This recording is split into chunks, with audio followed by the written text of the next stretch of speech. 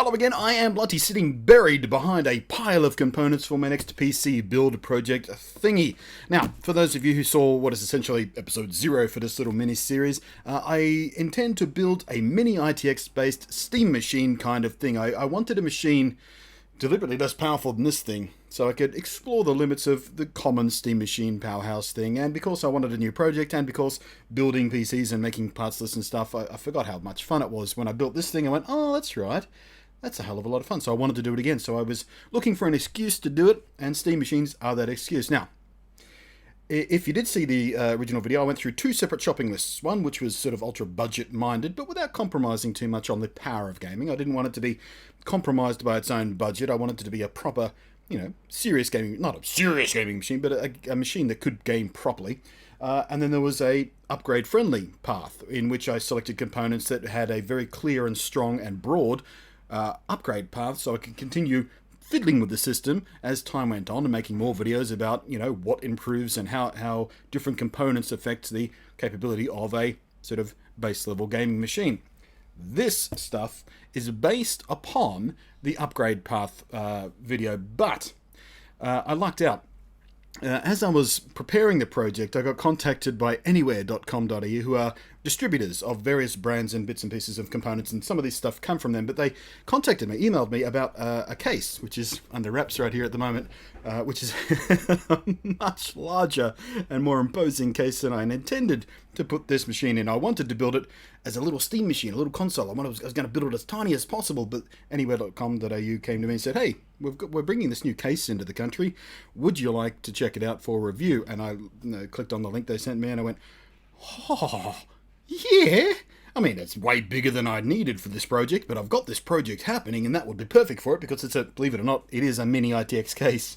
I'll show you all about it in a second. But they sent me some other stuff too, and a couple of the brands that I work with, I told them about the project, and they said, well, we can send you some stuff to help out too. So, luckily for me, I got some pretty swell upgrades to my original budgeting plan. So we're going to start, where should we start? I'm going to lead you through the components in this video. Sticking with the Core i3, 6100. I nearly forgot the number, but it's on the box, idiot. Skylake CPU for the upgrade path again. So we're dealing with a Z107 motherboard there. We'll talk more about that in a second, but an upgrade path sits there with the new Skylake CPUs, the new socket. I can overclock on that, and when I put this build together, it wasn't possible to overclock the i3 chips. They're locked. They're not supposed to be overclocked. That's how Intel likes it. But someone figured out a way to sort of hack the BIOS to overclock the multiplier on these things. So motherboard makers are just starting to feed out official BIOS updates for their boards. I think Asus? No, not Asus. The other one, ASRock. I think ASRock just updated one, and Gigabyte. I'm sure Gigabyte are on the job because they're all. I mean, especially for a series like this, the gaming motherboards. I'm sure they're on the job about figuring out a nice, stable way to do it with their firmware. And so I will be able to overclock the i3, which will be really interesting as we go forward. Another video to make.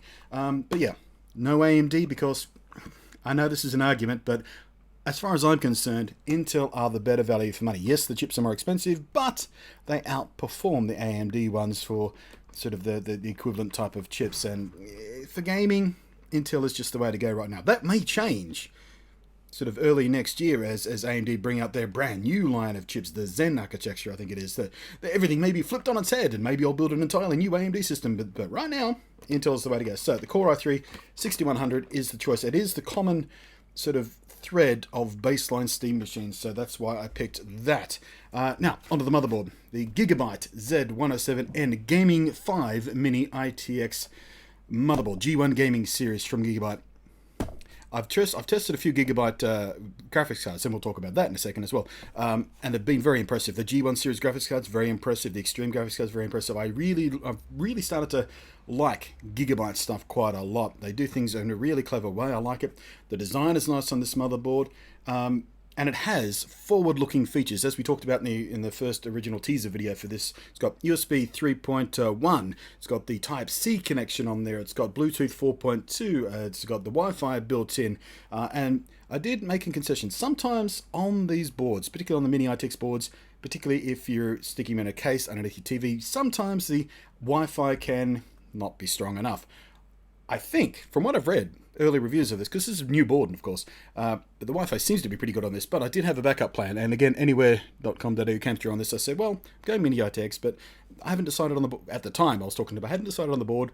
Maybe it's worth looking into a USB dongle for Wi-Fi as well. So I've got that there as a backup plan in case the Wi-Fi on this gets blocked out by the case by the time I get it in the thing, or, you know, heaven forfend, it's a bit crap, but yeah, that's the backup idea we had anyway. Anywhere just suggested, I went, yeah, all right, seems like a good idea.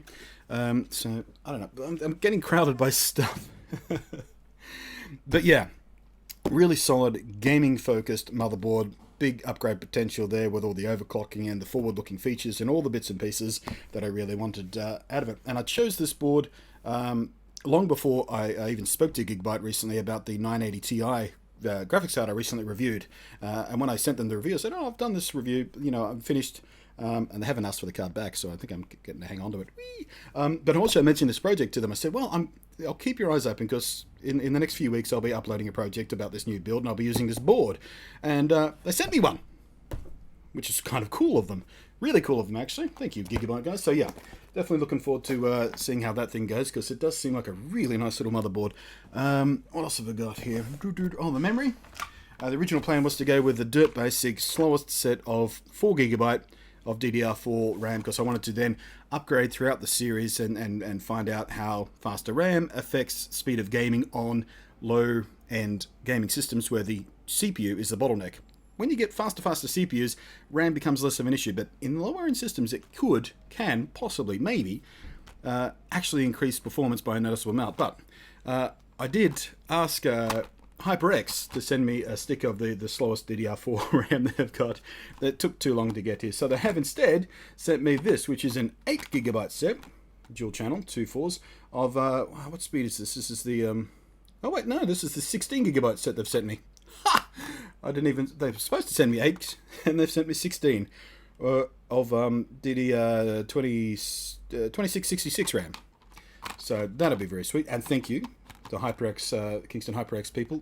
I used HyperX RAM in Devil's Crevice here, and I swear by it, it's just been very impressive RAM, absolutely flawless, nothing I can say wrong with it. And again, when I was putting this project together, before I even spoke to any of the brands, I was already going to use the HyperX RAM. The only reason the shopping list I put together had the other RAM is because it was a little bit cheaper. I was just trying to, it wound up making the price of the final build like an even $600, which I kind of liked, instead of $604 or whatever it would have been for the HyperX. But I always wanted to use the HyperX because that's a brand I trust.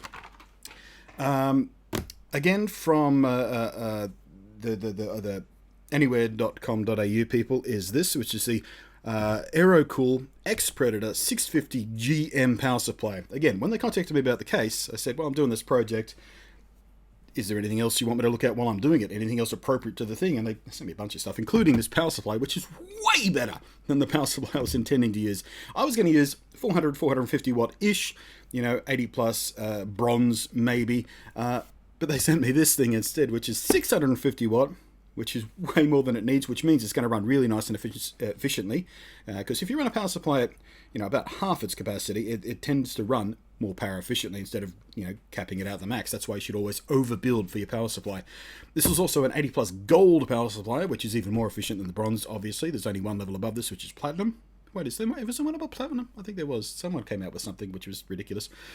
But anyway, very efficient power supply. And a really nice bonus is this thing is a semi-modular power supply, which means some of the cables, except the most essential ones for the motherboard and the CPU, everything that have to be attached, all the other cables that might need to be attached are modular. You can leave them out or attach them if you need them, which, if you're building in a mini ITX case, even this one, which is big but not sort of spacious, you'll see what I mean later, really important for airflow if you can minimize the number of cable clutter. So if you're not using a power cable, instead of having a power supply with all the cables built into it and you just have to sort of wrap them up in a corner and cable manage them really awkwardly, you only plug in the cables you need on this one, which is going to make my life much easier if and when I move the system to other smaller cases, just have a little bit of a place. So that is awesome. I've never used AeroCool gear before, but I had a quick look at this thing. I pulled it out of the box and it looks really nice. It's built really well. The cooling looks fantastic. I peeked online. Some of the reviews are claiming it's very, very quiet and very efficient and nice stable power. So I'm looking forward to putting that through its paces. The other thing Anywhere.com.au, incredibly generous towards this project, is this. I was going to use the stock cooler. Now you have to be careful. Some of the Skylake CPUs don't come with a cooler at all. Like the i5 and i7s, particularly I think it's just the K series ones, the overclockable ones. I think they don't come with a cooler at all. I haven't double checked, but yeah. Whoop. Hello. Siri wanted my attention there for some reason. What did I say? Double checked? Does that sound like Siri to you? Anyway. But yeah, I was going to use the stock cooler because that's all you really need for that. It's not very pretty, but it wasn't going to be on show. It's fine. Quiet enough. Intel coolers are okay. But anywhere.com.au said, no, well, you know what? If we're sending you the big fancy case, you might as well have a fancy cooler as well. So this, which is the GamerStorm Maelstrom 120 liquid CPU cooler, which is a really nice little cooler from what I've again, pulled it out of the box, had a little poke of it. It seems really nice. The radiator is thinner than the one I use over here, which is the Corsair ADI GTX, I forget what the bloody model number is. All these numbers and it confuses me. But the radiator is thinner on this, so I'm not sure how it'll go for overclocking, but for standard cooling, it seems like just the damn thing. And of course, if and when I do overclock, I will be using this cooler to test it out to see how it performs, and I'll do an update video about the temperatures and all that sort of stuff as we go.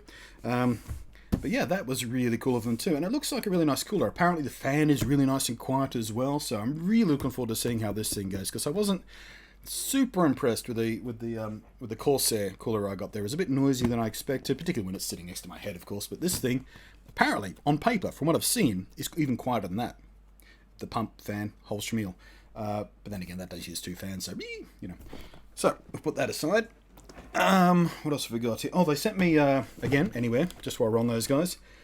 These, which are the Deep Cool RGB Color LED series. Now, anyone who saw the build video for Devil's Crevice back there knows that originally I bought one of these kits for it. RGB, I can send it to whatever color I like. Hooray!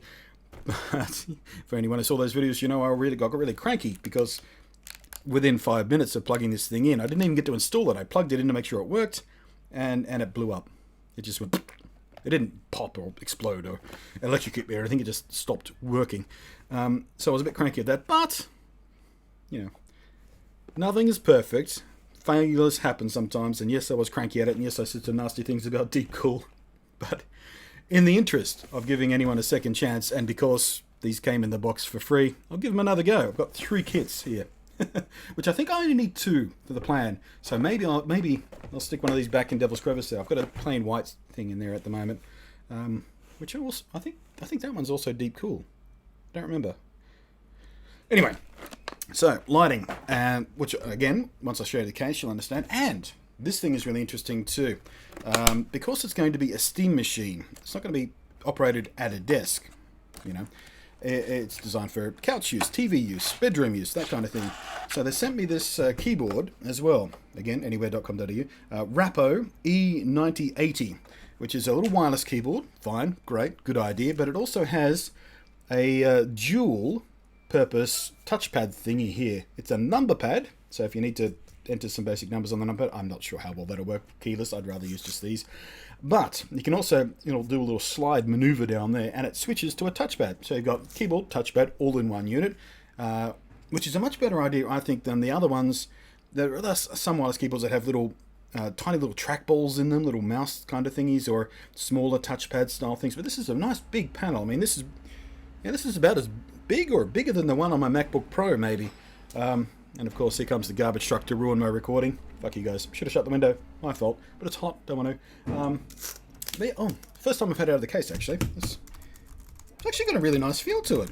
So yeah, I'll be giving that its own little video as well, a little review, see how that goes. You know, the signal strength and how it's like to type on. And I might even try gaming on it a little bit. How's the WASADs? Yeah, there's not a lot of feel there. I might slip my fingers, but key action is actually really nice. It's going to be pretty decent to type on, I think. Looking forward to testing that out. Now, that's everything from anywhere.com.au, I think, except for the case, which we'll get to. The Gigabyte GTX 950 here.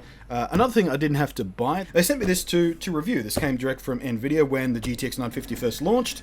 And they said, hey, did you want to review this? And I went, yep, sure. And they sent me a Gigabyte one, which again, the OC edition. And in the review, I found out this particular card, I really struck the silicon lottery, as they say. This overclocks brilliantly, this card, because all the OC edition and Extreme edition cards from Gigabyte go through their gauntlet, so the best of the best chips make it into the series. Although there's the OC edition, there's the G1 edition, and there's the Extreme Gaming edition as you go up. I forget which order they go in, but either way, the chip inside this particular card overclocks really nicely. So, but yeah, I got to hang on to it after the review, which has been really useful. I've done a few follow-up videos of various games and performance and comparing it to other cards and stuff. So it's been handy to have this thing sitting around. But it's going to find a new home in the system, which I don't have a name for yet. I need to come up with a snazzy name for the system. So we'll pop that guy aside. Next up, drives. Original intent was to go with a Western Digital Blue 1 terabyte 7200 RPM drive. Single drive.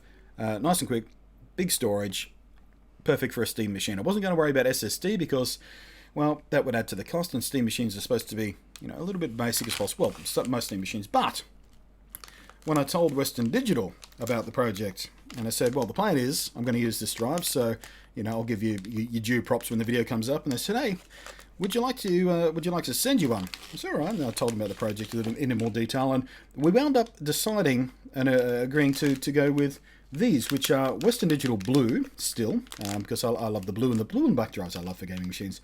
Nice and quick. But these are 2.5-inch drives, laptop-style drives. They're only 5200 RPM, which is the slowest mechanical hard drive you can get.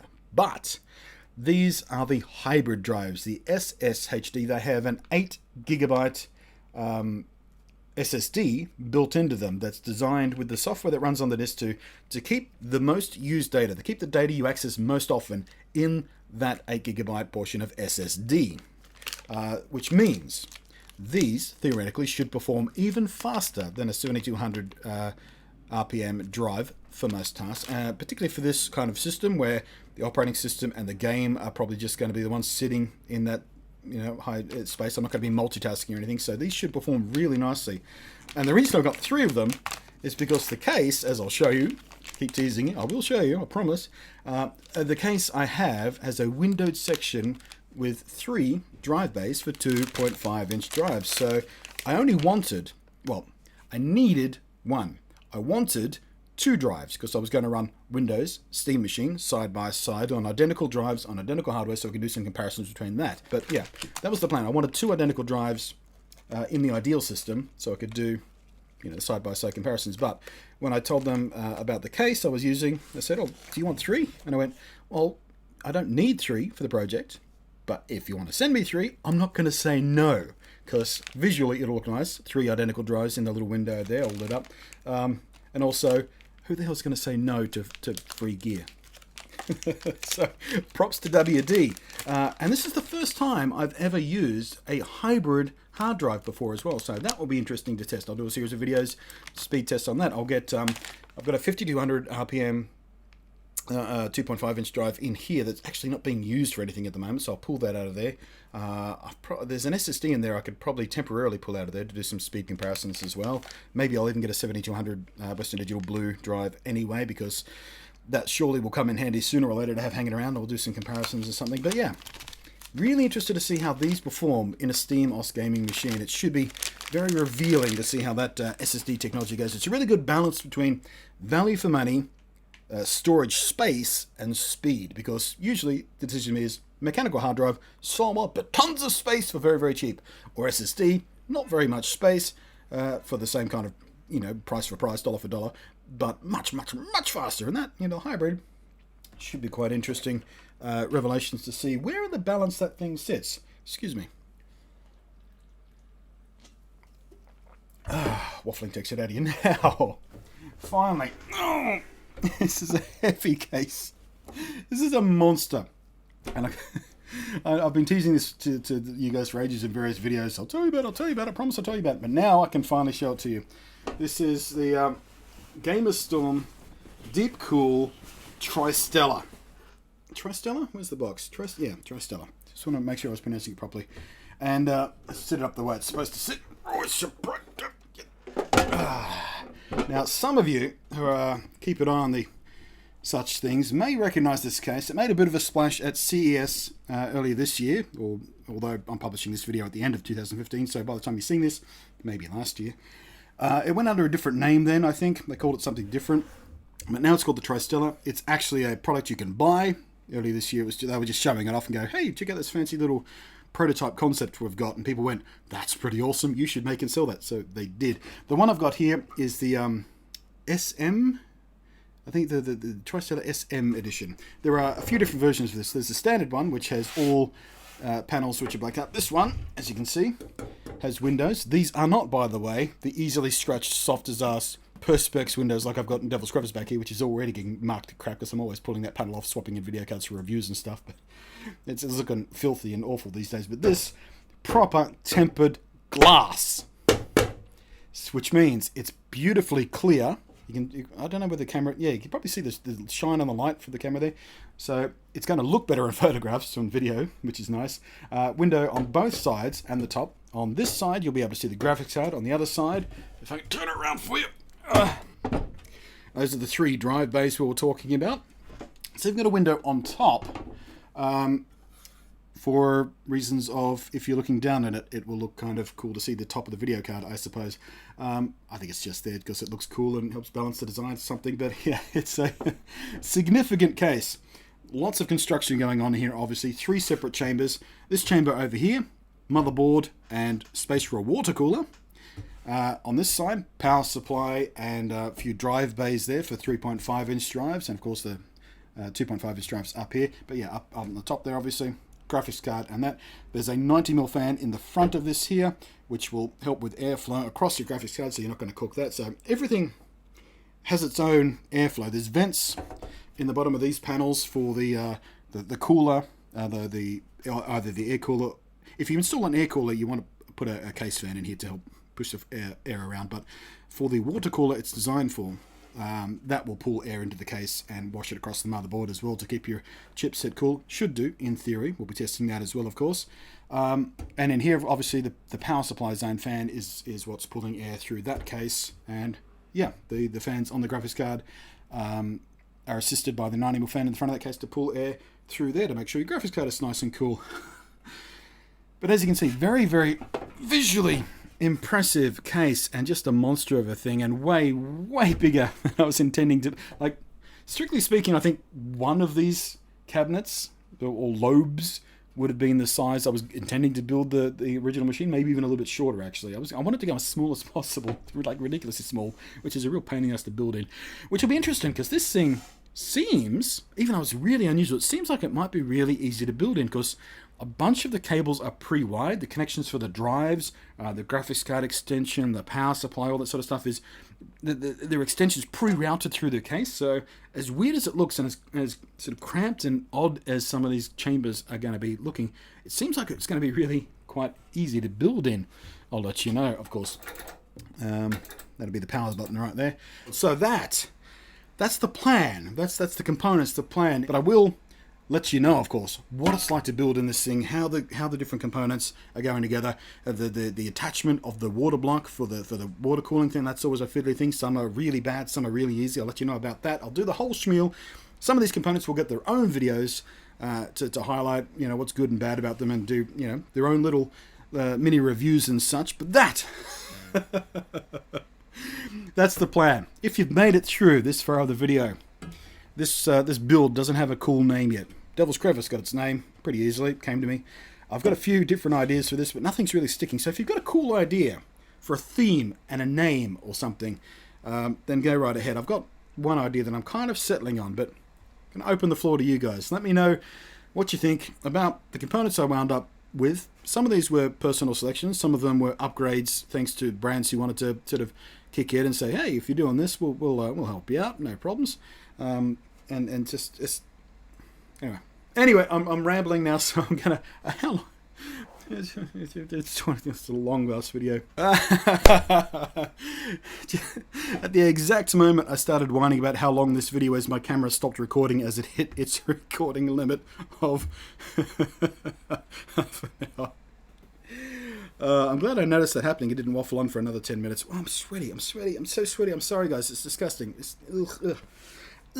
Going to end the video here on this sweaty, disgusting moment. Names. Let me know if you've got some, because I'm interested to find out. But yeah. Was it a letdown? I told you it was an impressive case. Oh, it's just a monster too. But yeah, the build will live in here for at least a little while. I'll do some modding and stuff like I said, but eventually I'll probably be swapping it out to a few different cases just to see what it's like to build in those really tiny cases, just for my own satisfaction. Or if I get companies saying, hey, we like the thing you did with this case, would you review our case as well? I don't know what's going to happen, but you know, that's the whole thing with this system. It's open to being able to fiddle. This thing is kind of mission critical for game reviews and stuff. So I can't sort of rip it apart and risk, you know, having it out of action for too long. This thing I can play with because it's not mission critical. I can mess with it. I can experiment. I can swap out anything I like. I can, you know, I could switch out coolers a billion times and not worry about, you know, anything. This the playtime build is what's happening. I was going to rest my face on that, but then I realized how sweaty my face was, and I didn't want to leave a ugly, sweaty, blunty stain on the metal. Well, that wouldn't stain because that's powder coated, but you know. Stop rambling. End the video. Goofball. Thanks for watching. I am Blunty, and we'll catch you next time. Woo!